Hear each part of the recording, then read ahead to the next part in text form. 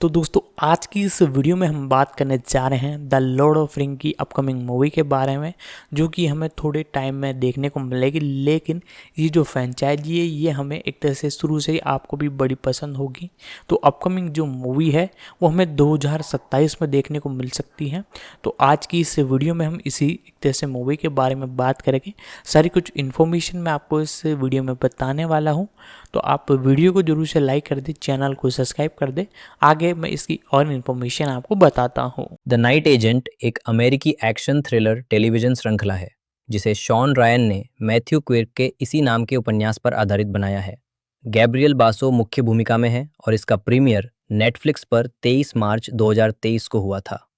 यह श्रृंखला अपने पहले 4 दिनों में नेटफ्लिक्स पर तीसरी सबसे अधिक देखी जाने वाली डेब्यू श्रृंखला के रूप में उभरी और एक सप्ताह के भीतर ही इसे दूसरे सीजन के लिए नवीनीकृत कर दिया गया।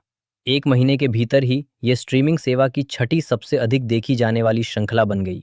अक्टूबर 2024 में दूसरे सीजन के प्रीमियर से पहले श्रृंखला को तीसरे सीजन के लिए नवीनीकृत कर दिया गया। दूसरा सीजन 23 जनवरी 2025 को रिलीज हुआ। तीसरा सीजन 19 फरवरी 2026 को प्रीमियर हुआ। कथानक: एफबीआई एजेंट पीटर सदरलैंड अमेरिकी सरकार के उच्चतम स्तर पर एक जासूस के बारे में एक विशाल षड्यंत्र में फंस जाता है। राष्ट्र को बचाने के लिए वह गद्दार की हताश खोज में जुट जाता है, जबकि पूर्व टेक सीईओ रोज लार्किन को उन लोगों से बचाता है जिन्होंने उसके चाचा और चाची की हत्या की थी। कलाकार और पात्र मुख्य गैब्रियल बासो ने पीटर सदरलैंड की भूमिका निभाई है, जो एक एफबीआई एजेंट है और सीजन 1 में व्हाइट हाउस में नाइट एक्शन टेलीफोन ऑपरेटर के रूप में काम करता है और सीजन 1 के अंत में नाइट एक्शन के लिए नाइट एजेंट बन जाता है। लुसियन बुकानन रोज लार्किन सीजन 1-2 के रूप में एक युवा साइबर सुरक्षा उद्यमी और 2 नाइट एक्शन एजेंटों की भतीजी। सीजन 2 में हम उसे एडवर्स नामक एक नए टेक स्टार्टअप के लिए काम करते हुए देखते हैं। फोला इवांस अकिंगोला ने चेल्सी एरिंगटन की भूमिका निभाई, जो एक महत्वाकांक्षी अमेरिकी गुप्त सेवा एजेंट है, जिसे शुरू में दूसरी बेटी मैडी रेडफील्ड की सुरक्षा में लगाया गया था और बाद में रिचर्ड हेगन के अभियान और राष्ट्रपति पद की सुरक्षा में तैनात किया गया था। सारा डेसिजार्डिन्स ने मैडी रेडफील्ड की भूमिका निभाई, जो उपराष्ट्रपति एशले रेडफील्ड की बेटी थीं। ईव हार्लो ने एलन की भूमिका निभाई है, जो एक अप्रत्याशित हत्यारी है जिसका अतीत दुखद और दर्दनाक है। फीनिक्स राय ने डेल की भूमिका निभाई है, जो एक पेशेवर हत्यारा है और एलन का साथी है। एनरिक मुर्सियानो ने बेन अल्मोरा की भूमिका निभाई, जो अमेरिकी गुप्त सेवा के निदेशक थे। डीबी वुडसाइड ने एरिक मॉन्क्स की भूमिका निभाई है, जो एक अनुभवी अमेरिकी गुप्त सेवा एजेंट है और जिसे हाल ही में मैडी की सुरक्षा में तैनात किया गया है। हांग चाओ ने डायने फार की भूमिका निभाई, जो व्हाइट हाउस की चीफ ऑफ स्टाफ थीं। एरियन मैंडी ने नूर तहेरी की भूमिका निभाई है, जो न्यूयॉर्क में संयुक्त राष्ट्र में ईरानी मिशन की एक कनिष्ठ सहायक हैं और एफबीआई के साथ सहयोग करके शरण मांग रही हैं। लुई हर्थम जैकब मोनोरो के रूप में एक काला बाजार खुफिया दलाल और पूर्व कॉरपोरेट वकील बर्टो कॉलन सोलोमन वेगा के रूप में एक मरीन पूर्व सैनिक जो जैकब के लिए काम करता है। केओन अलेक्जेंडर ने जावद की भूमिका निभाई, जो कुद्स फोर्स का एक प्रति खुफिया अधिकारी और न्यूयॉर्क में ईरानी मिशन का सुरक्षा प्रमुख है। माइकल मलार्की ने मार्कस डार्गन की भूमिका निभाई, जो अपदस्थ आतंकवादी तानाशाह विक्टर बाला का भतीजा था। अमांडा वॉरेन कैथरीन वीवर के रूप में नाइट एक्शन में पीटर की हैंडलर वॉर्ड हॉटन ने रिचर्ड हेगन की भूमिका निभाई। सीजन 2 में अतिथि भूमिका, जो कंसास के गवर्नर और बाद में संयुक्त राज्य अमेरिका के राष्ट्रपति बने। एल्बर्ट जोन्स ने एडन मोस्ले की भूमिका निभाई, जो एफबीआई के उप निदेशक और नाइट एक्शन सुपरवाइजर थे। डेविड लियोन्स ने एडम कोरिगन की भूमिका निभाई, जो राष्ट्रपति हेगन से जुड़े एक नाइट एजेंट है, जो पूर्व अमेरिकी सेना लेफ्टिनेंट और CIA कॉन्ट्रैक्टर है। जेनिफर मॉरिसन जेनी हेगन के रूप में संयुक्त राज्य अमेरिका की प्रथम महिला स्टीफन मॉयर ने द फादर की भूमिका निभाई, जो एक कुशल हत्यारा है। इजाबेल डी लियोन के रूप में जेनेसिस रॉड्रिग्स, फाइनेंशियल रजिस्टर के लिए एक रिपोर्टर कैलम विंसन बेटे के रूप में पिता का गोद लिया हुआ छोटा बच्चा पुनरावर्ती आंद्रे एंथनी ने कॉलिन वर्ली की भूमिका निभाई, जो वॉशिंगटन DC में बम विस्फोट का मुख्य आरोपी था। एंथनी ने मैटियो वर्ली का किरदार भी निभाया है, जो कॉलिन का हमशक्ल जुड़वा भाई है। कैरी मैटचेट ने मिशेल ट्रेवर्स की भूमिका निभाई है, जो संयुक्त राज्य अमेरिका की राष्ट्रपति हैं। क्रिस्टोफर शायर ने एशले रेडफील्ड की भूमिका निभाई, जो संयुक्त राज्य अमेरिका के उपराष्ट्रपति थे। टोबी लेविन्स ने ब्रिक्स की भूमिका निभाई है, जो रेडफील्ड की सुरक्षा टीम का हिस्सा अमेरिकी गुप्त सेवा एजेंट है। बेन कॉटन ने गॉर्डन विक की भूमिका निभाई, जो सरकारी ठेकेदार कंपनी टर्न लेक इंडस्ट्रीज के CEO थे। ब्रिटनी स्नो एलिस लीड्स के रूप में बैंकॉक में पीटर की night action partner Teddy Sears Warren Stalker के रूप में एक पूर्व FBI एजेंट जो बैंकॉक में खुफिया जानकारी बेचता है। एल्बर्ट जोन्स ने एडन मोस्ले की भूमिका निभाई, जो FBI के उप निदेशक थे। मार्जन निशात अजीता ताहिरी के रूप में नूर की मां अनुषा ने हालेह का किरदार निभाया है, जो न्यूयॉर्क में ईरानी संयुक्त राष्ट्र मिशन में एक सहायक और नूर की दोस्त है। नाविद निगाहबान अब्बास मंसूरी के रूप में संयुक्त राष्ट्र में ईरानी राजदूत रॉब हीप्स ने टॉमस बाला की भूमिका निभाई, जो मार्कस का चचेरा भाई और विक्टर बाला का मध्यमपंथी निजी शिक्षा प्राप्त पुत्र है। एलिस किबलर ने स्लोएन किल्लोरी की भूमिका निभाई, जो टॉमस की प्रेमिका थी। मारवान केंजारी ने सामी सैदी की भूमिका निभाई है, जो नाइट एक्शन एजेंट और डेल्टा फोर्स के पूर्व सार्जेंट हैं। विक्टर बाला के रूप में डिक्रान तुलाइन, द हेग में कैद एक अनाम देश का अपदस्थ तानाशाह और युद्ध अपराधी सूरज शर्मा ने जय बत्रा की भूमिका निभाई, जो एक वित्तीय विश्लेषक है और जिसने आतंकवाद से जुड़ी वित्तीय गतिविधियों का खुलासा किया। जैक एप्पलमैन ने थियो मिलर की भूमिका निभाई, जो चेल्सी के मंगेतर और व्हाइट हाउस प्रेस टीम के सदस्य हैं। गैरी हिलबॉर्न ट्रेंट पैटरसन के रूप में एपिसोड श्रृंखला का अवलोकन मौसम एपिसोड मूल रूप से जारी किया गया 1-10-20-23 मार्च 2023, 2-10-20 23 जनवरी 2025, 3-10-20 19 फरवरी 2026, सीजन 1 2023 नहीं, कुल मिलाकर नहीं। मौसम में शीर्षक निर्देशक द्वारा लिखित मूल रिलीज तिथि 1-1 कॉल सेट गॉर्डन टेलीप्ले लेखक शॉन रायन 23 मार्च 2023। एफबीआई के विशेष एजेंट पीटर सदरलैंड ने डीसी मेट्रो पर हुए बम विस्फोट से अनगिनत नागरिकों की जान बचाई। 1 साल बाद वो व्हाइट हाउस की चीफ ऑफ स्टाफ डायने फार के लिए काम कर रहे हैं, जहां उन्हें गुप्त नाइट एजेंट कार्यक्रम द्वारा शायद ही कभी इस्तेमाल किए जाने वाले एक फोन की निगरानी का काम सौंपा गया है। रोज लार्किन वर्जीनिया के लाउडॉन काउंटी में अपने चाचा चाची एमा और हेनरी कैम्बल के साथ रह रही थीं, तभी उनके घर पर हमला हुआ। दोनों के मारे जाने से पहले उन्होंने लार्किन को एक फ़ोन नंबर दिया, जिस पर उसने कॉल किया और उसकी बात सदरलैंड से हुई। हमलावरों के उस तक पहुंचने से पहले ही स्थानीय पुलिस ने उसे बचा लिया। फेर ने सदरलैंड को लार्किन को सुरक्षा में लेने का निर्देश दिया। सदरलैंड ने बताया कि कैम्बल परिवार नाइट एजेंट कार्यक्रम के सदस्य थे। सुरक्षित ठिकाने की ओर जाते समय उनका पीछा हत्यारों ने किया, लेकिन वे उनसे बच निकलने में कामयाब रहे। अगली सुबह फेर से पूछताछ से पहले लार्किन सदरलैंड को बताती है कि उसने अपनी चाची को ये कहते सुना कि व्हाइट हाउस में किसी पर भरोसा नहीं किया जा सकता। इसी बीच हत्यारे दंपत्ति डेल और एलन विस्कॉन्सिन के रेसिन में एक उपनगरीय घर में घुसकर उसके मालिक की हत्या कर देते हैं और एक छिपा हुआ बैग बरामद कर लेते हैं। 2. रेडियल सेट गॉर्डन शॉन रयान 23 मार्च 2023। एक फ्लैशबैक में लार्किन के कई हाई प्रोफाइल क्लाइंट आंतरिक तोड़फोड़ के कारण हैक हो जाते हैं। पूछताछ के दौरान वो डेल का चेहरा देखने से इनकार करती है और उसे सीक्रेट सर्विस की सुरक्षा में एक होटल में भेज दिया जाता है। हॉकिंस खुलासा करता है कि कैम्बल परिवार काउंटर इंटेलिजेंस में काम करता था। सदरलैंड ने पहले एपिसोड में खींची गई अंगूठी के प्रतीक चिन्ह का मिलान कारा जॉर्जेविक परिवार से किया। उन्होंने ये भी पता लगाया कि हॉकिंस कैम्बल परिवार का पूर्व हैंडलर था। डेल को उनके मालिकों का फोन आता है, जिन्हें लार्किन के ठिकाने का पता है, और वे उसे खत्म करना चाहते हैं। सदरलैंड होटल पहुंचता है, लेकिन देखता है कि सीक्रेट सर्विस के एजेंट जा चुके हैं। वो लार्किन को वहां से निकाल लेता है और एलन और डेल उनका पीछा करते हैं, लेकिन असफल रहते हैं। सदरलैंड और लार्किन कैम्बल के घर पर दोबारा जाते हैं और एक एन्क्रिप्टेड हार्ड ड्राइव को वापस लाने के लिए अपने चाचा की जंगल में स्थित झोपड़ी में जाते हैं। हॉकिंस हत्यारों के एक ग्राहक से मिलता है, लेकिन चुप रहने के कारण उसकी हत्या कर दी जाती है। फार को उसकी मौत की सूचना मिलती है और वो उस जगह जाता है जहां उसके शव को एक खेत में फेंका गया था। 3. चिड़ियाघर का रखवाला गाय फेयरलैंड मुनिस राशिद और शॉन रयान 23 मार्च 2023। इस एपिसोड का कथानक सारांश बहुत लंबा या अत्यधिक विस्तृत हो सकता है।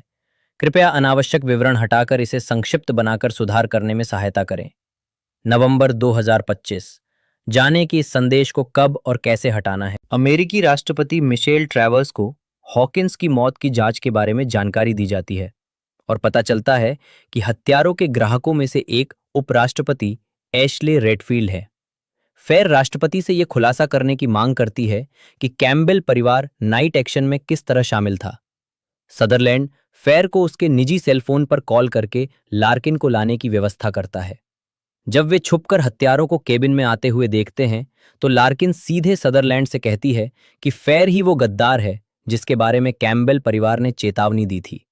ड्राइव को क्रैक करने के लिए उन्नत कंप्यूटरों की आवश्यकता होने पर सदरलैंड इसे लेकर व्हाइट हाउस लौटता है और दावा करता है कि लार्किन उससे भाग गई थी। फिर वो चुपके से एक रिमोट कनेक्शन स्थापित करता है, जिससे लार्किन डिक्रिप्ट होने के बाद सामग्री डाउनलोड कर सके और मूल फाइल को मिटा सके। फेयर को इसका पता चलता है और वो सदरलैंड का सामना करती है, लेकिन सदरलैंड उन्हें मारने की कोशिश करने से इनकार करता है। वो खुलासा करती है कि राष्ट्रपति कैम्पबेल परिवार का इस्तेमाल मेट्रो बम विस्फोट और इसमें शामिल व्हाइट हाउस के एक संभावित जासूस की जांच के लिए कर रहे थे। लार्किन की सलाह को नजरअंदाज करते हुए सदरलैंड फेयर पर भरोसा करता है और उसे अपने साथ मिला लेता है। जॉर्ज टाउन विश्वविद्यालय में मैडी रेडफील्ड की सुरक्षा कर रही secret service agent Chelsea Arrington को एरिक मॉन्क्स नाम का एक नया साथी सौंपा जाता है। पिछले राष्ट्रपति की जान बचाते हुए गोली लगने के बाद ड्यूटी पर लौटे एरिक से ड्यूटी की पहली ही रात एक गलती हो जाती है। एरिंगटन को अपनी टीम में उसकी नियुक्ति पर संदेह होता है। मैडी के कला शिक्षक का मेट्रो बम धमाके के अपराधी से संबंध होने का खुलासा होता है। केवल आंखों के लिए। रमा मोस्ले, सेठ फिशर, 23 मार्च 2023। लार्किन को हार्ड ड्राइव पे कई चीजें मिलती हैं, जिनमें इमारतों के ब्लूप्रिंट, वॉशिंगटन डीसी के आसपास के सीसीटीवी फुटेज और मेट्रो बम धमाके के लिए जिम्मेदार बाल्कन के कट्टरपंथी राजनीतिक संगठन पीपुल्स इंडिपेंडेंस फ्रंट (PIF) से संबंधित दस्तावेज शामिल हैं। फार के फोन पर स्पाईवेयर मिलता है, जिससे पता चलता है कि सदरलैंड और लार्किन को कैसे ट्रैक किया गया था। लार्किन अनिच्छा से फार के साथ काम करने के लिए सहमत हो जाता है और सदरलैंड के साथ ड्राइव पर मिले पते पर जाता है। वे कैम्बल परिवार की पुरानी दोस्त लॉर्ना से मिलते हैं, जिसने उन्हें खुफिया जानकारी, विशेष रूप से वॉशिंगटन डीसी के आसपास की इमारतों और बुनियादी ढांचे के ब्लूप्रिंट इकट्ठा करने में मदद की थी। वो ये निर्धारित करती है कि मेट्रो बम धमाके में सदरलैंड के हस्तक्षेप के कारण सही लक्ष्य को नष्ट होने से रोका गया था। एरिंगटन को पता चलता है कि मॉन्क्स दर्द निवारक दवाओं की लत से उबर रहा है और निदेशक के साथ अपनी दोस्ती के कारण ही अभी भी नौकरी पर बना हुआ है। केबिन में हत्यारों की गाड़ी का नंबर मिलने के बाद सदरलैंड मैरीलैंड राज्य पुलिस में अपने एक दोस्त की मदद से उनकी कार को एक घर तक ट्रैक करवाता है, लेकिन जब वे उस पर छापा मारते हैं तो वो घर खाली मिलता है। रेडफील्ड द्वारा डेल और एलेन को लॉर्ना के घर भेजा जाता है, जहां वे लॉर्ना को यातना देकर उससे जानकारी निकलवाते हैं और फिर उसकी हत्या कर देते हैं। ड्राइववे पर लगे सीसीटीवी फुटेज की समीक्षा करते हुए सदरलैंड कई वीडियो में एरिंगटन को देखती है और यह निष्कर्ष निकालती है कि मेट्रो बम विस्फोट उसकी जांच के दायरे में आई एक हत्या का प्रयास हो सकता है।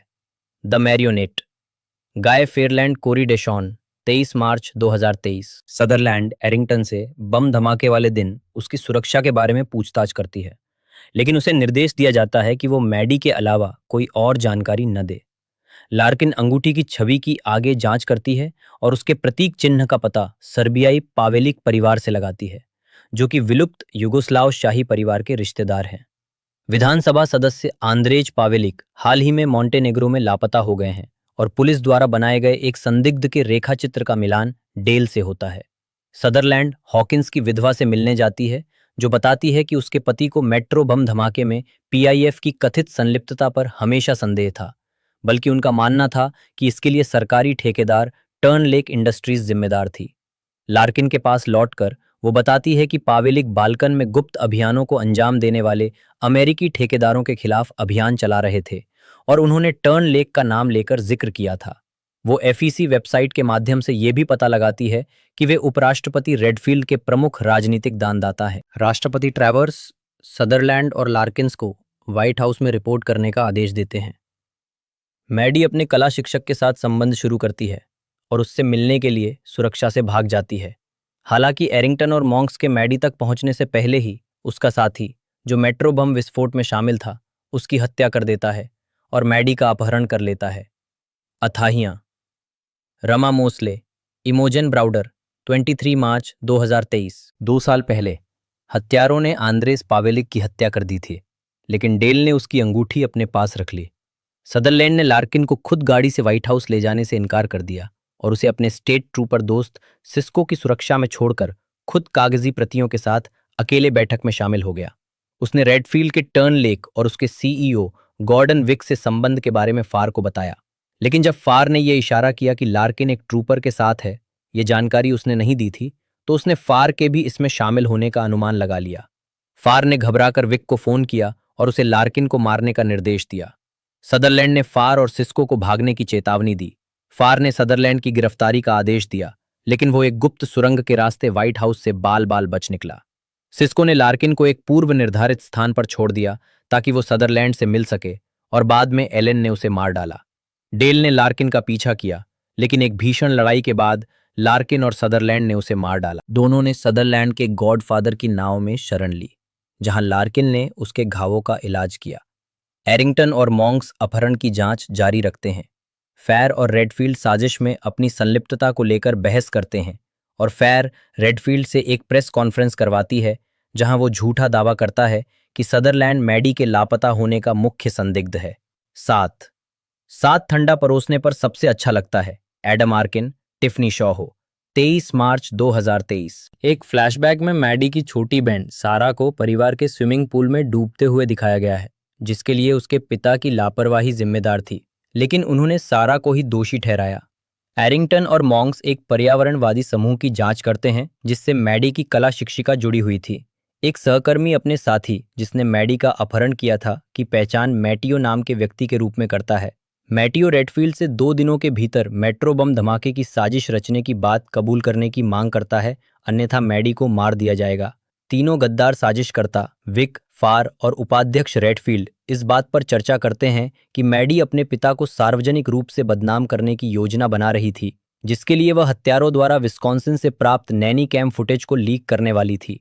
फुटेज में दिखाया गया है कि जब मैडी सारा की मौत के लिए दोषी ठहराए जाने से इनकार करती है, तो उसके पिता उस पर हमला करते हैं। दुखी एलेन विक का सामना करती है और चाकू उसकी गर्दन पर रखकर वो उसे मैटियो का अंतिम ज्ञात ठिकाना बताता है और सदरलैंड का पता बताने के बदले में उसे मैटियो को मारने के लिए कहता है।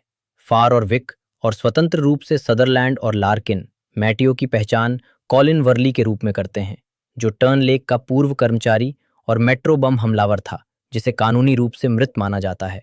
एरिंगटन और मॉन्क्स सदरलैंड के धर्मपिता जिम, जो द बाल्टीमोर सन के एक पत्रकार हैं, का साक्षात्कार लेते हैं और हाउस बोट पर उनकी और उनके धर्मपुत्र की एक तस्वीर देखकर सदरलैंड और लार्किन का पीछा करते हुए उन्हें घाट तक ले जाते हैं और उन्हें गिरफ्तार कर लेते हैं।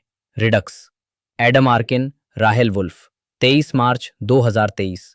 इस एपिसोड का कथानक सारांश बहुत लंबा या अत्यधिक विस्तृत हो सकता है। कृपया अनावश्यक विवरण हटाकर इसे संक्षिप्त बनाकर सुधार करने में सहायता करें। नवंबर 2025। जाने कि इस संदेश को कब और कैसे हटाना है। ये पता चलता है कि मेट्रो बॉम्ब धमाके के बाद अपने सबूत मिटाने के लिए टर्न लेक ने गलती से कॉलिन वर्ली के जुड़वा भाई मैटियो को मार डाला था और कॉलिन ने भागने से पहले मैटियो की पहचान अपना ली थी। सदरलैंड और लार्किन अपनी खोजों पर एरिंगटन और मॉन्क्स से चर्चा करते हैं, जो दूसरे हमले की संभावना के कारण अनिच्छा से आगे की जांच करने के लिए सहमत होते हैं। एरिंगटन बताती है कि मेट्रो बॉम्ब धमाके वाले दिन वो पीआईएफ नेता उमर जादर की सुरक्षा कर रही थी, जो ट्रेवर्स प्रशासन के किसी व्यक्ति से मिल रहा था और जिसका कोड नेम ऑस्प्रे था। वे अनुमान लगाते हैं कि असफल बॉम्ब धमाके का निशाना वही था। सिचुएशन रूम में राष्ट्रपति ट्रेवर्स बाल्कन में लोकतंत्र के लिए जादर को सहयोगी बनाने की इच्छा पर चर्चा करते हैं, जिसका रेडफील्ड विरोध करता है।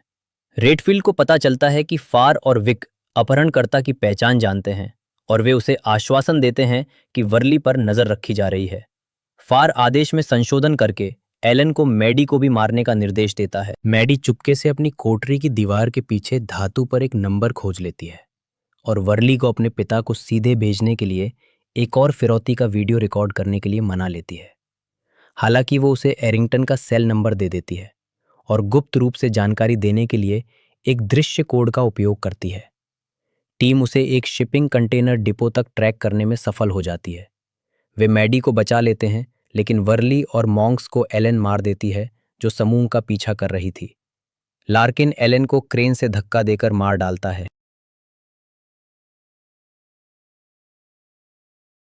बम धमाके वाली रात रेडफील्ड ने फार को बुलाया और खुलासा किया कि उसने जादर को मारने के लिए विक के साथ मिलकर हमले की योजना बनाई थी, क्योंकि वो उसे आतंकवादी मानता था और विक के चुने जाने पर बाल्कन में उसकी गतिविधियां खतरे में पड़ सकती थी।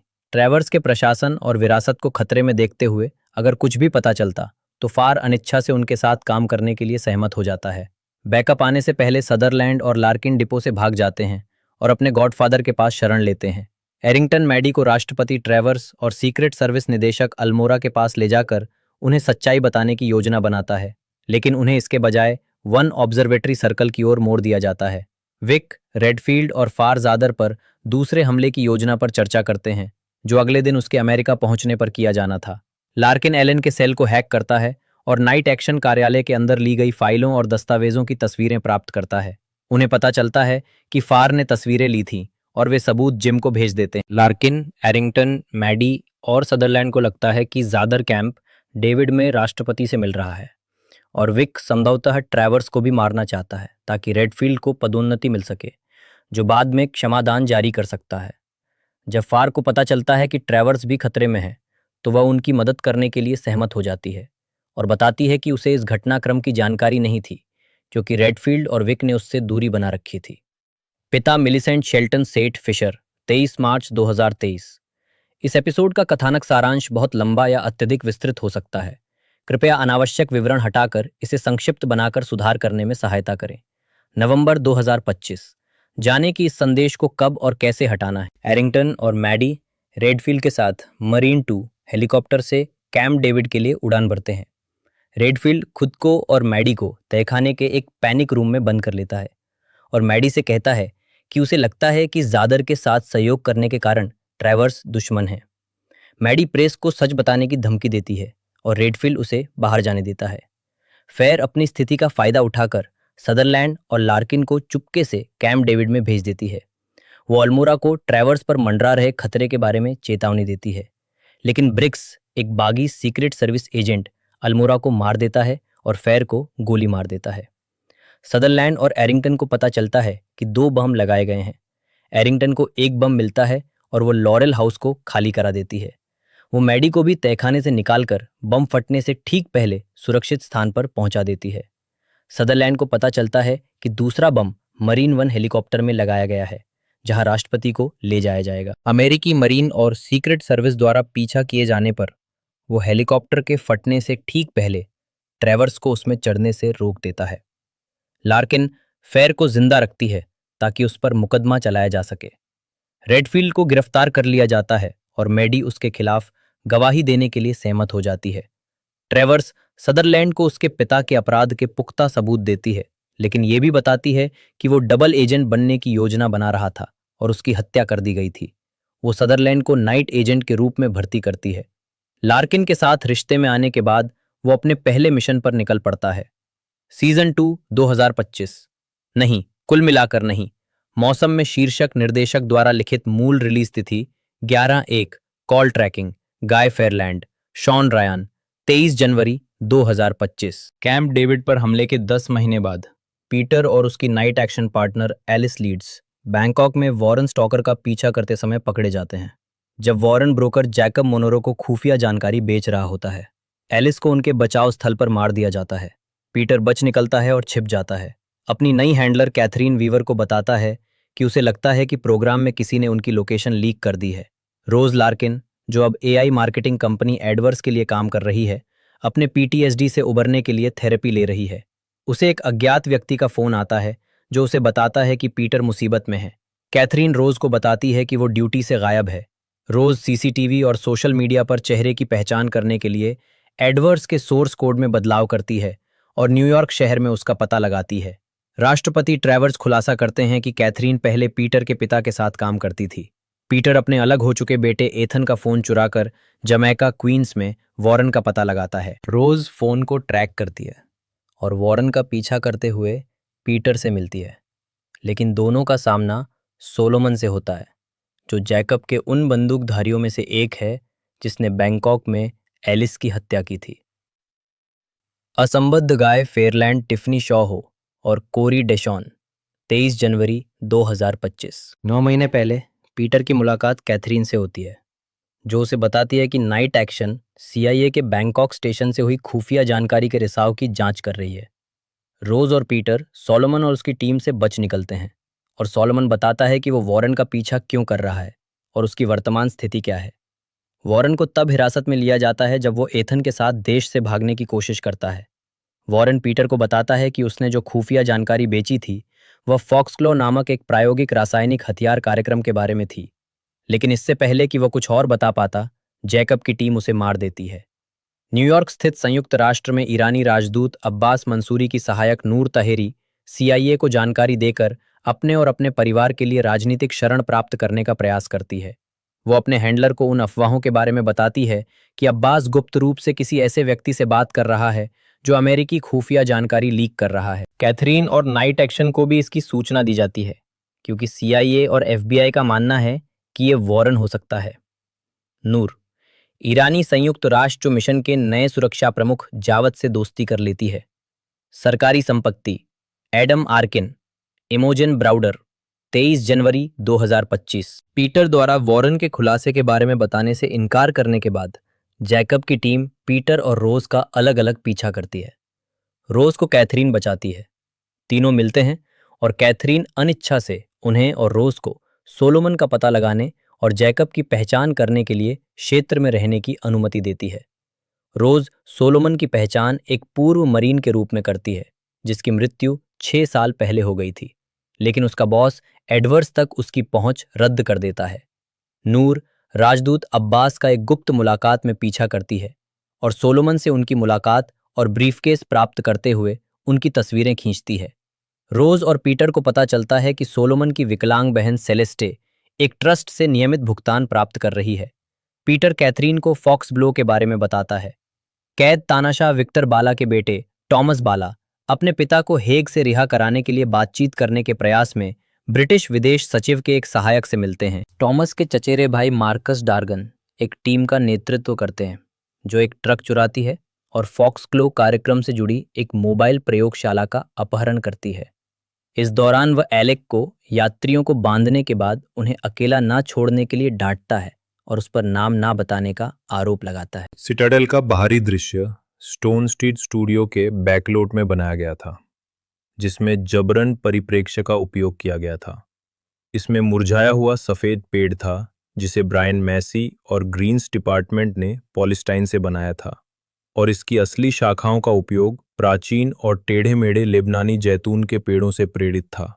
आंतरिक भाग वेलिंगटन में एक 3 मंजिला पूर्व कारखाने में था जिसके रंग शार्लेमेन के चैपल से प्रेरित थे, जिसमें डेनेथोर के लिए पत्थर से तराशा हुआ सिंहासन और पिछले राजाओं की पॉलिस्टाइन की मूर्तियां थीं। गोंडोरियन कवच को पहली फिल्म के प्रस्तावना में दिखाए गए न्यूमेनोरेंस से एक विकास का प्रतिनिधित्व करने के लिए डिजाइन किया गया है, जिसमें एक सरलीकृत समुद्री पक्षी आकृति है। 16वीं शताब्दी के इतालवी और जर्मन कवच से प्रेरणा ली गई थी, जबकि नागरिक नगीला डिक्सन द्वारा डिजाइन किए गए चांदी और काले रंग के वस्त्र पहनते हैं, जो प्राचीन मध्यकालीन भूमध्य सागरीय बेसिन की झलक को जारी रखते हैं। माइनस मोरगुल, सिरित उंगोल की सीढ़ियां और टावर, साथ ही शेलोब का अड्डा होवे द्वारा डिजाइन किए गए थे, जिसमें मोरगुल रोड को ब्लू स्क्रीन किए गए लघुचित्र में जबरन परिप्रेक्ष्य का उपयोग करके बनाया गया था। माइनस मोरगुल के लिए होवे का डिजाइन अक्ल दांत निकलवाने के अनुभव से प्रेरित था। ठीक उसी तरह ऑर्क्स ने एक पूर्व गोंडोरियन शहर पर अपने विकृत डिजाइन बनाए हैं। सिरित उंगोल टॉल्किन के डिजाइन पर आधारित था, लेकिन जब रिचर्ड टेलर को यह उबाऊ लगा तो इसे अधिक झुकाव वाले कोणों के साथ फिर से डिजाइन किया गया। आंतरिक सेट माइनस तिरित की तरह कई स्तरों के रूप में बनाया गया था ताकि कई कैमरा शॉट्स एक बड़ी संरचना का आभास करा सकें। तीसरी फिल्म में विशालकाय मकड़ी शेलोब का परिचय कराया गया है। शेलोब को 1999 में डिजाइन किया गया था, जिसका शरीर टनल वेब मकड़ी पर आधारित था और सिर पर कई उभार थे, जिन्हें पीटर जैक्सन के बच्चों ने कई मूर्तियों में से चुना था।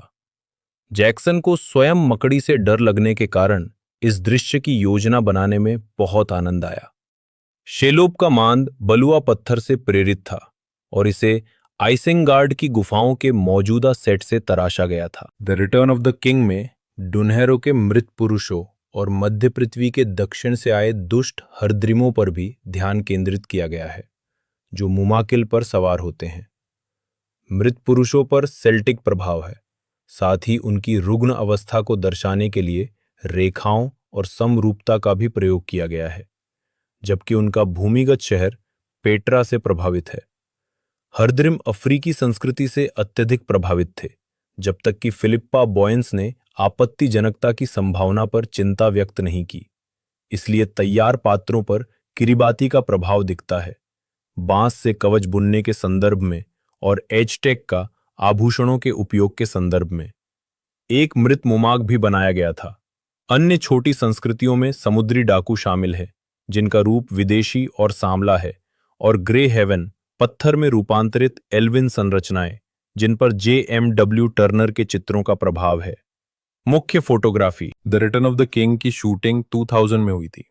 हालांकि गोलम द्वारा फ्रोडो और सैम को अलग करने के प्रयास के दौरान एस्टिन द्वारा फिल्माए गए दृश्यों को 24 नवंबर 1999 को फिल्माया गया था, जब क्वींसटाउन में आई बाढ़ के कारण the fellowship of the ring की शूटिंग में बाधा आई थी। फिल्म के लिए फिल्माए गए कुछ शुरुआती दृश्य वास्तव में सबसे अंत में फिल्माए गए थे। हॉबिट्स के घर हॉबिटन की शूटिंग जनवरी 2000 में the fellowship of the ring के शुरुआती दृश्यों के साथ की गई थी।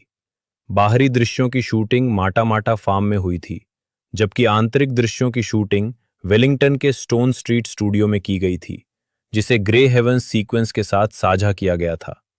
दृश्य की शूटिंग के दौरान अत्यधिक भावनात्मक परिस्थितियों के कारण कलाकारों को निराशा हुई, जब उन्हें एस्टिन की पोशाक में निरंतरता की त्रुटि के कारण इसे 3 बार शूट करना पड़ा और फिर नेगेटिव से धुंधली रीलें बन गई।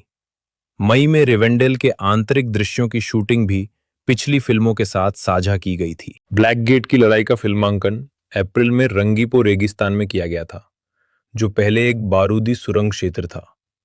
न्यूजीलैंड के सैनिकों को अतिरिक्त कलाकारों के रूप में काम पर रखा गया था, जबकि गाइड बिना फटे बारूदी सुरंगों की तलाश में थे। एक हमले के दृश्य के दौरान मोनागन और बॉयड के स्केल डबल्स भी चिंता का विषय थे। इस बीच वुड, एस्टिन और सर्किस ने माउंट डूम के बाहरी दृश्यों के लिए माउंट रूपेहू पर फिल्मांकन किया।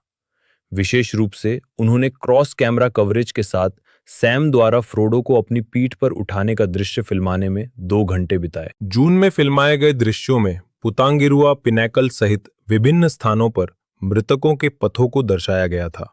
जुलाई में क्रू ने शेलोप के कुछ दृश्यों की शूटिंग की और अगस्त और सितंबर में आइसनगार्ड के दृश्यों पर समय व्यतीत किया गया। मोनागन और बॉयड ने अपने प्रवेश के कई टेक लिए, पाइप वीड पीते हुए वीड शब्द पर जोर दिया। क्रिस्टोफर ली ने अपने दृश्य का अधिकांश भाग अकेले ही फिल्माया, हालांकि मैकेलन और हिल कुछ पंक्तियों के लिए मदद करने के लिए पहले दिन आए थे। एडोरस के बाहरी दृश्यों की शूटिंग अक्टूबर में हुई थी। रोहिरिम की सवारी, जिसमें थियोडन ऑर्क सेना पर आक्रमण का नेतृत्व करता है, को ट्विजेल में 150 अतिरिक्त घुड़सवार कलाकारों के साथ फिल्माया गया था। पेलेनोर फील्ड्स की लड़ाई में कंप्यूटर जनित इमेजरी का अधिक व्यापक उपयोग किया गया है, जबकि दूसरी फिल्म में हेल्म के गहरे युद्ध में लाइव एक्शन का अधिक व्यापक उपयोग किया गया है। इसके अलावा फरामिर द्वारा ओस्गिलियात को पुनः प्राप्त करने के प्रयास भी फिल्माए गए थे, साथ ही शहर के दृश्य भी। इस समय निर्माण कार्य बहुत व्यस्त था। जैक्सन प्रतिदिन लगभग 10 यूनिट स्थानांतरित कर रहे थे और अंततः मिनस तिरित के सेट पर निर्माण कार्य पूरा हुआ। साथ ही घेराबंदी के कुछ हिस्सों की शूटिंग के लिए दूसरी यूनिट भी तैयार हो गईं। जिस तरह हॉबिट अभिनेताओं का पहला दृश्य एक पेड़ के नीचे रिंगरेथ से छिपना था, उसी तरह उनका अंतिम दृश्य मिनस तिरित के निवासियों द्वारा उनके सामने झुकने का ब्लू स्क्रीन वाला प्रतिक्रिया शॉट था। अप लेने 2003 में लिए गए दृश्यों की शूटिंग वेलिंगटन स्टूडियो के कार पार्क में की गई थी, जिसमें कई सेट और ब्लू स्क्रीन का इस्तेमाल दृश्यों को पूरा करने के लिए किया गया था। डिजाइन टीम को एक विशेष दिन के लिए सही सेट तैयार करने के लिए 24 घंटे काम करना पड़ा। शूटिंग 2 महीने तक चली और कलाकारों और क्रू के लिए विदाई का एक भावुक समय बन गया। इस फिल्म में त्रयी के लिए सबसे लंबी रीशूट सूची दी गई है। जैक्सन ने एरागॉन के राज्याभिषेक को फिर से शूट करने में समय लिया, जिसे 21 दिसंबर 2000 को दूसरे यूनिट निर्देशक जोफ मर्फी की देखरेख में एक ही दिन में पूरा किया गया था। जैक्सन ने माउंट डूम के अंदर और आसपास के दृश्यों को भी फिर से शूट किया और थियोडेन की मृत्यु को भी, बर्नार्ड हिल के शूटिंग समाप्त करने के ठीक बाद। गौतम ओक का नया किरदार भी था। ये फिल्म के लिए एक महत्वपूर्ण नया डिजाइन था, क्योंकि जैक्सन को असेंबली कट देखने के बाद लगा कि मॉल्डोर के ऑर्क्स दूसरी फिल्म के उरुक-हाई की तुलना में दयनीय थे, और इसलिए वेटा वर्कशॉप ने दर्शकों का ध्यान आकर्षित करने के लिए नए विकृत ऊबर ऑर्क्स खलनायक के रूप में बनाए। रिवर्स ने विच किंग को फिर से डिजाइन किया। उसके सभी दृश्यों को फिर से शूट किया गया, क्योंकि गैर पाठकों को इस बात को लेकर भ्रम था कि सौरॉन युद्ध के मैदान में था या नहीं। ब्लूम को मिली सकारात्मक प्रतिक्रिया के बाद लेगोलास को एक मूमक के साथ लड़ाई दी गई और शोर एडोरस में लेगोलास और गिमली के ड्रिंकिंग गेम के दौरान एक कैमियो में दिखाई दिए। शूट किए गए अंतिम दृश्यों में एरागॉन का स्कल हिमस्खलन से बचना और फ्रोडो का अपनी किताब पूरी करना शामिल था। कलाकारों को उनके किरदारों से संबंधित विभिन्न प्रॉप्स भी दिए गए। हालांकि जॉन राइस डेविस ने अपना अंतिम गिमली प्रोस्थेटिक जला दिया। विग्गो मॉर्टेंसन ने स्टंट टीम को सिर से टक्कर मारकर अलविदा कहा। पिकअप 27 जून 2003 को समाप्त हुए। बाद में फिल्माए गए दृश्यों में पेलनोर मैदानों की लड़ाई के लिए घुड़सवारों के कई लाइव एक्शन शॉट्स और जैक्सन के घर में फिल्माया गया एक शॉट शामिल था, जिसमें गोलम को अंततः एहसास होता है कि फ्रोडो अंगूठी को नष्ट करने का इरादा रखता है और इस दौरान सरकीस की प्रतिक्रिया दिखाई देती है। विस्तारित डीवीडी के लिए मार्च 2004 में जैक्सन ने हिमस्खलन दृश्य के लिए खोपड़ियों के लुढ़कने के कुछ शॉट्स बनाए। ये त्रयी के लिए फिल्माया गया अंतिम फुटेज था और जैक्सन ने कहा कि ये शायद पहली बार था जब किसी निर्देशक ने ऑस्कर जीतने के बाद किसी फिल्म के लिए दृश्य फिल्माए थे। संपादन नवंबर 2002 में पोस्ट प्रोडक्शन का काम शुरू हुआ, जब फिल्म का 4.5 घंटे का असेंबली कट पूरा हुआ, जिसे एनी कॉलिंस 2001 और 2002 के दौरान 4 घंटे के डेली फुटेज से तैयार कर रही थी। उदाहरण के लिए थियोडेन का मुख्य दृश्य 150 मिनट के टेक से घटकर 90 सेकंड का रह गया। जैक्सन ने अंतिम फिल्म को एडिट करने के लिए अपने पुराने सहयोगी जेमी सेलकर्क के साथ फिर से काम किया। द टू टावर्स की तरह उन्हें कई कहानियों को संभालना था और जैक्सन ने इंटरकट करने का निर्णय लेने से पहले एक एक करके हर कहानी पर ध्यान दिया। सबसे महत्वपूर्ण बात यह है कि उन्होंने फिल्म के अंतिम 45 मिनट पर 3 सप्ताह काम किया ताकि उचित इंटरकटिंग की जा सके और सौरॉन के मुख जैसे दृश्यों को हटाया जा सके। साथ ही लेगोलास, गिमली, इयोविन और फरामिर जैसे पात्रों के भाग्य का भी पता लगाया जा सके। इस फिल्म में मूल रूप से दूसरी फिल्म में शामिल किए जाने वाले दृश्य थे, जिनमें नार्सिल का पुनर्निर्माण, गोलम की पृष्ठभूमि और सारूमन का जाना शामिल था। लेकिन सारूमन वाले दृश्य ने एक संरचनात्मक समस्या खड़ी कर दी। दूसरी फिल्म के खलनायक को मारना, जबकि कथानक में सौरॉन मुख्य खलनायक है। कई बार सुधार और डबिंग के बावजूद इस दृश्य को काट दिया गया, जिससे प्रशंसकों और सारूमन का किरदार निभाने वाले अभिनेता क्रिस्टोफर ली के बीच विवाद पैदा हो गया। साथ ही दृश्य को बहाल करने के लिए एक याचिका भी दायर की गई। फिर भी ली ने डीवीडी में योगदान दिया और कोपेनहेगन प्रीमियर में उपस्थित थे।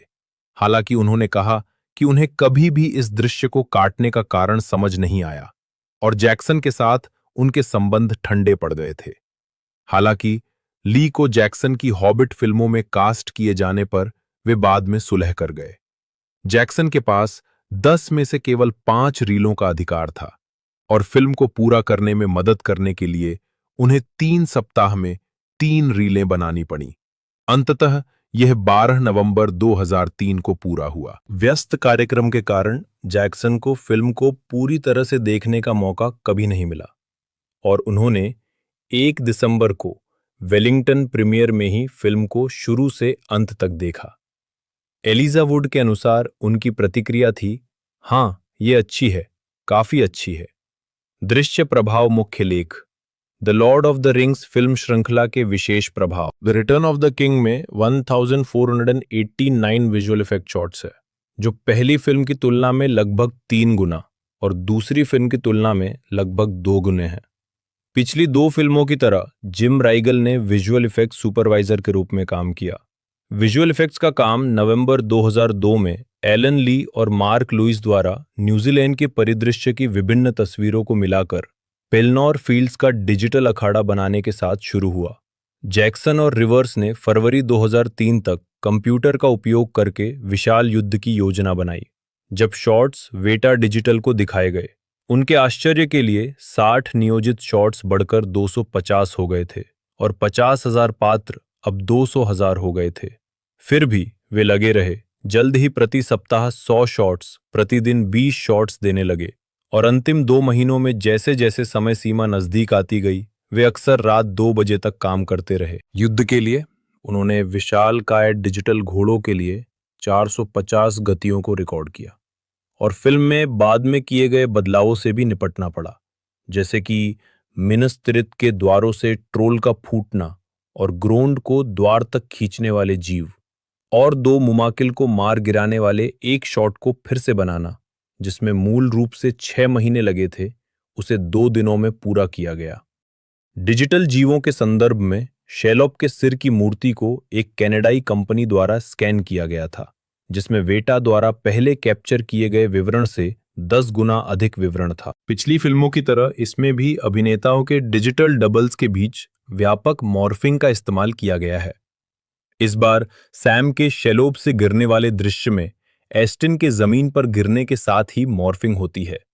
लेगोलस द्वारा एक मूमक पर हमला करने के दृश्य में कई बार आगे पीछे ट्रांजिशन की आवश्यकता पड़ी और गोलम के वन रिंग को पुनः प्राप्त करने और क्रैक ऑफ डूम में गिरने वाले दृश्यों को पूरी तरह से एनिमेटेड किया गया था। बाद वाले दृश्य के साथ साथ उस दृश्य के लिए जिसमें माउंट डूम फटता है और फ्रोडो और सैम ज्वालामुखी से बच निकलते हैं, लावा को अनुकरण करने के लिए नेक्स्ट लिमिट टेक्नोलॉजीज कंपनी और उनके सॉफ्टवेयर रियल फ्लो की मदद ली गई थी। मृतकों के राजा की भूमिका कृत्रिम अंगों वाले एक अभिनेता द्वारा निभाई गई है और चरित्र की मनोदशा के आधार पर उनका सिर कभी-कभी खोपड़ी जैसे डिजिटल संस्करण में बदल जाता है। सौरॉन के मुख को भी विचलित करने वाले प्रभाव के लिए 200% बड़ा किया गया था। The Return of the king में भी व्यावहारिक प्रभाव देखने को मिलते हैं। डेनेथोर की चिता वाले दृश्य में जब गोंडोर का स्टीवर्ड पिपिन को मकबरे से बाहर फेंकता है, तो जॉन नोबल ने फॉन नाम के एक डबल को लेटे हुए बिली बॉयड पर फेंक दिया, जिसने तुरंत अपना सिर कैमरे की ओर करके भ्रम को पूरा किया। गैंडोल्फ के घोड़े शैडोफैक्स द्वारा डेनेथोर को चिता पर लात मारने के दृश्य के लिए कुछ जलती हुई मशालों की रोशनी कांच की एक प्लेट से परावर्तित होकर कैमरे में दिखाई दी।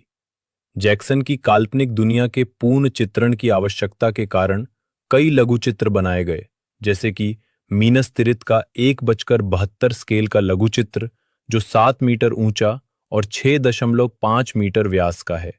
शहर के 1:14 स्केल के हिस्से भी आवश्यक थे और एक्सटेंडेड एडिशन के ढहते हुए मृतकों के शहर के दृश्य में 80,000 छोटी खोपड़ियां हैं, जिनका कुल क्षेत्रफल 1 घन मीटर है। लघुचित्र टीम ने नवंबर में ब्लैकगेट के साथ 1000 दिनों की शूटिंग के बाद समापन किया और अंतिम डिजिटल प्रभाव शॉट 25 नवंबर को रिंग का विनाश था। ध्वनि प्रभाव। ध्वनि विभाग ने वर्ष के आरंभिक भाग में सही ध्वनियों की खोज में समय व्यतीत किया। शेलोप की चीख उत्पन्न करने के लिए एक तस्मानियाई शैतान का उपयोग किया गया, जिसने बदले में वेटा के अभिकर्ताओं को प्रेरणा दी, जबकि मुमाकिल की ध्वनि शेर की दहाड़ की शुरुआत और अंत है। सौरॉन के पतन में मानव चीखें और गधे की कर्कश ध्वनि को मिलाया गया और ढहने की ध्वनियों के लिए टूटे हुए कांच का उपयोग किया गया। मीनस तिरित की घेराबंदी के दौरान मिसाइलों के आदान प्रदान के लिए निर्माण श्रमिकों ने निर्माण क्रेन द्वारा उठाए गए 2 टन के पत्थर के ब्लॉक गिराए। मिक्सिंग 15 अगस्त को एक नए स्टूडियो में शुरू हुई, हालांकि अधूरे निर्माण कार्य के कारण कुछ असुविधाएं हुईं। मिक्सरों ने 3 महीने के निरंतर काम के बाद 15 नवंबर को काम पूरा किया। अंक अधिक जानकारी। The Lord of the Rings, the Return of the King soundtrack. मुख्य लेख। The Lord of the Rings film श्रृंखला का संगीत Into the West Annie Lennox द्वारा प्रस्तुत। अवधि 26 सेकंड। फ्रैन वॉल्श, हावर्ड शोर और एनी लिनॉक्स द्वारा लिखित इस चयनित गीत ने 76वें अकादमी पुरस्कारों में सर्वश्रेष्ठ मौलिक गीत का ऑस्कर जीता। इसने सर्वश्रेष्ठ फिल्म गीत के लिए ग्रैमी पुरस्कार भी जीता। इस फाइल को चलाने में समस्या आ रही है, मीडिया सहायता देखें। त्रयी के बाकी हिस्सों की तरह इस फिल्म का संगीत भी शोर ने ही तैयार किया था।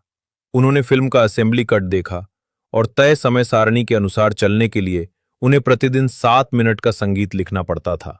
इस संगीत में गोंडोर थीम का पूर्ण परिचय मिलता है, जिसे मूल रूप से the fellowship of the ring में एलरॉन्ड की परिषद में बोरोमिर के भाषणों के दौरान और द 2 टावर्स के विस्तारित संस्करण में ऑस्गिलियत में सुना गया था।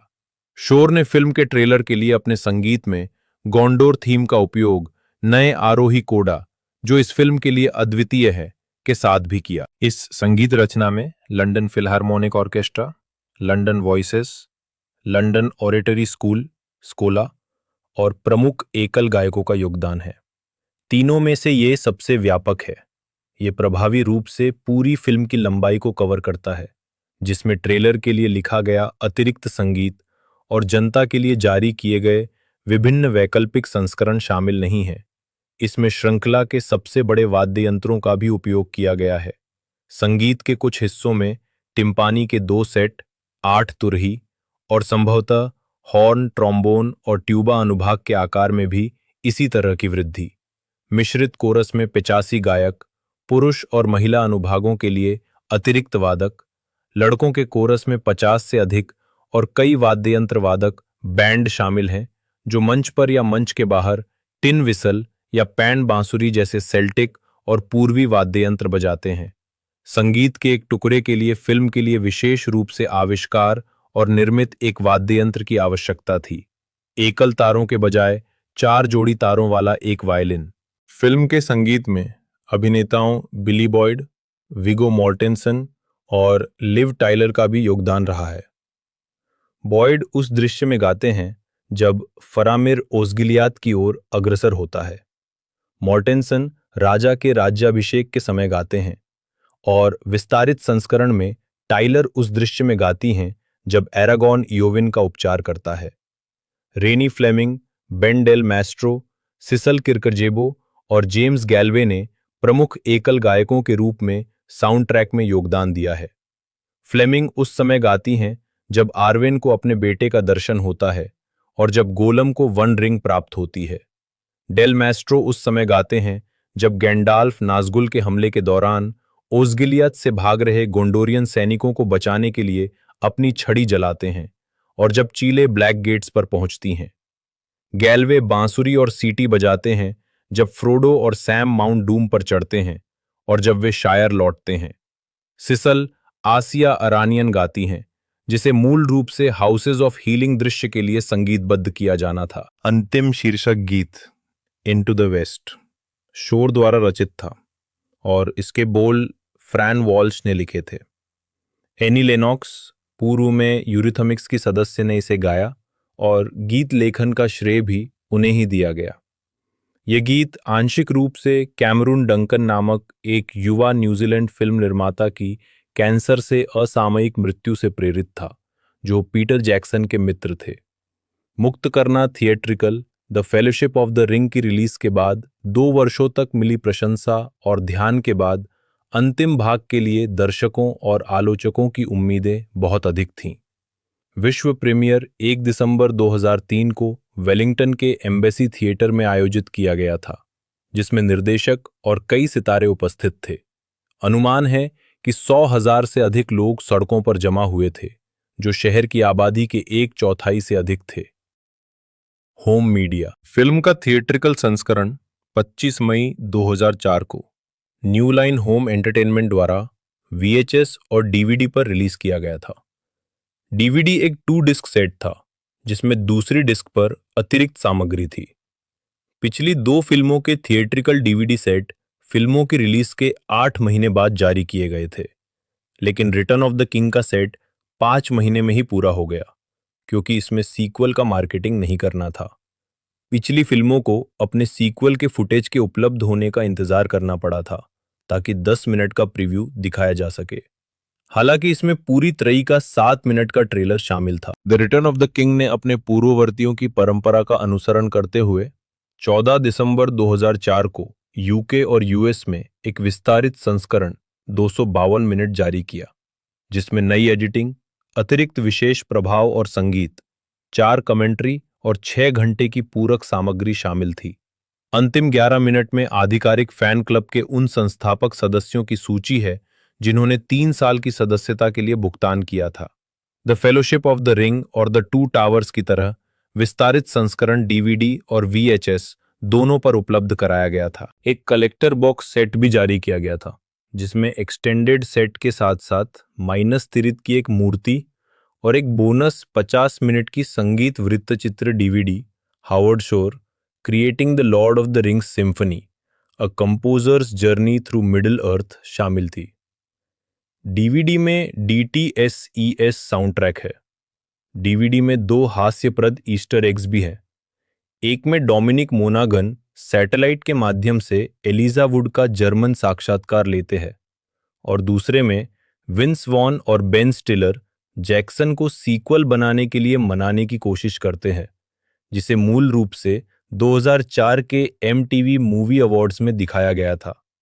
दोनों को डिस्क 1 और 2 के सीन इंडेक्स के अंतिम पृष्ठ पर एक रिंग आइकन के माध्यम से देखा जा सकता है। अगस्त 2006 में the Return of the king का एक लिमिटेड एडिशन जारी किया गया था। इस लिमिटेड एडिशन में 2 डिस्क हैं। पहली एक 2 तरफा डीवीडी है जिसमें फिल्म के थिएट्रिकल और एक्सटेंडेड दोनों संस्करण शामिल है। दूसरी डिस्क एक बोनस डिस्क है जिसमें एक नया बिहाइंड द सीन्स वृत्त चित्र है। थिएट्रिकल ब्लू-रे रिलीज संयुक्त राज्य अमेरिका में 6 अप्रैल 2010 को जारी की गई थी। हालांकि यह केवल संपूर्ण त्रय रिलीज डिस्क के हिस्से के रूप में थी। The Return of the king की व्यक्तिगत ब्लू-रे डिस्क 14 सितंबर 2010 को संपूर्ण त्रय रिलीज के समान विशेष सुविधाओं के साथ जारी की गई थी, सिवाय इसके कि कोई डिजिटल कॉपी उपलब्ध नहीं थी।